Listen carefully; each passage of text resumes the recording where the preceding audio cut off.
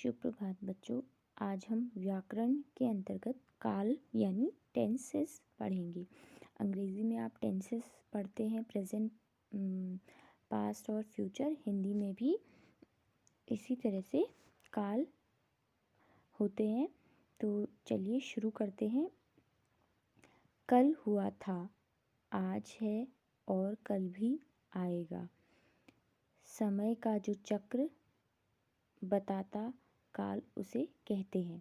यानी कि समय की जो कह सकते हैं गतिविधि है, या समय की जो बदलती हुई जो चक्र है उसे काल हम कह सकते हैं।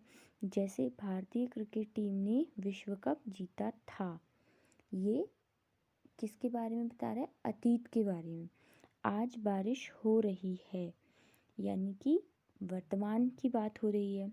बच्चे कल से विद्यालय जाएंगे, ये भविष्य की बात हो रही है। ठीक है, इन तीनों वाक्यों में अलग अलग बातों का ब्यौरा दिया गया है।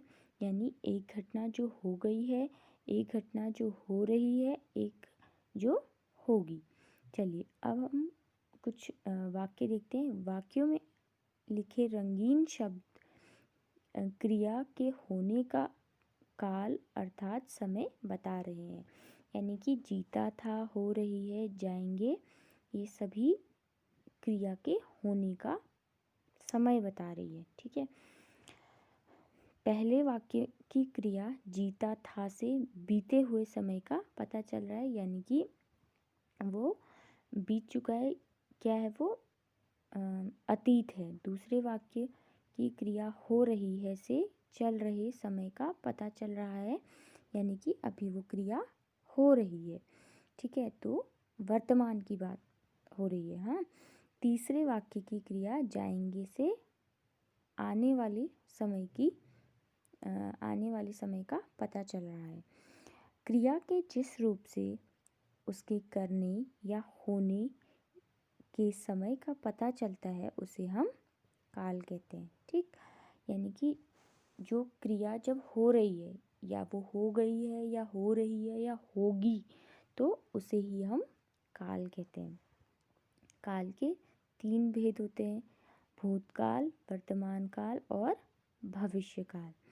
ठीक है, चलिए सबसे पहले हम भूतकाल देखते हैं। भूतकाल का अर्थ है जिस क्रिया शब्द से काम के बीते हुए समय में होने का बोध हो उसे भूतकाल कहते हैं। कल मेरा जन्मदिन था। जन्मदिन था और अंकिता पढ़ रही थी से पता चल रहा है कि क्रिया हो चुकी है, अतः ये भूतकाल के उदाहरण हैं। जैसे कल मैं विद्यालय गई थी, या कल मैंने कक्षा 6 के विद्यार्थियों को पढ़ाया था, तो ये क्रिया हो चुकी है, तो ये भूतकाल होगी। अब बात करते हैं वर्तमान काल की। जिस क्रिया शब्द से काम के वर्तमान समय में होने का बोध हो उसे वर्तमान काल कहते हैं। यानी कि जो क्रिया हो रही है, जैसे सूरज चमक रहा है, जैसे मैं विद्यार्थियों को पढ़ा रही हूँ, तो ये क्या है? क्रिया चल रही है, प्रेजेंट में चल रही है। ठीक है, चमक रहा है और खेल रहे हैं से पता चल रहा है कि क्रिया हो रही है, अतः ये वर्तमान काल के उदाहरण हैं। जैसे बच्चे पानी में खेल रहे हैं, तो ये क्रिया अभी हो रही है। ठीक है, तो ये वर्तमान काल होगी। अब बात करते हैं भविष्य काल की। जिस क्रिया शब्द से काम के आने वाले समय में होने का बोध हो उसे भविष्यकाल कहते हैं। ठीक है, जो कि फ्यूचर में होगी। जैसे कल हम पिकनिक जाएंगे, कल रविवार को हम बाज़ार जाएंगे, तो ये कल के बारे में बता रहा है कि कल हम क्या करने वाले हैं। कल सोनम प्रतियोगिता में गाना गाएगी, तो ये कल के होने वाली क्रिया के बारे में बता रहा है। जैसे अब हम कुछ इन्हीं बातों को दोबारा से देखेंगे। क्रिया के होने के समय को हम काल कहते हैं, यानी कि जब भी क्रिया हो रही है, ठीक है, उसे हम काल कहेंगे। क्योंकि कोई ना कोई क्रिया या तो हो चुकी होगी या हो रही होगी या होने वाली होगी, तो उसे ही हम काल कहेंगे। क्रिया के 3 भेद होते हैं, भूत, वर्तमान और भविष्यकाल। जो क्रिया हो चुकी है उसे भूतकाल कहेंगे, या जो क्रिया चल रही है उसे वर्तमान काल कहेंगे, और जो क्रिया अभी होगी उसे हम भविष्य कहेंगे।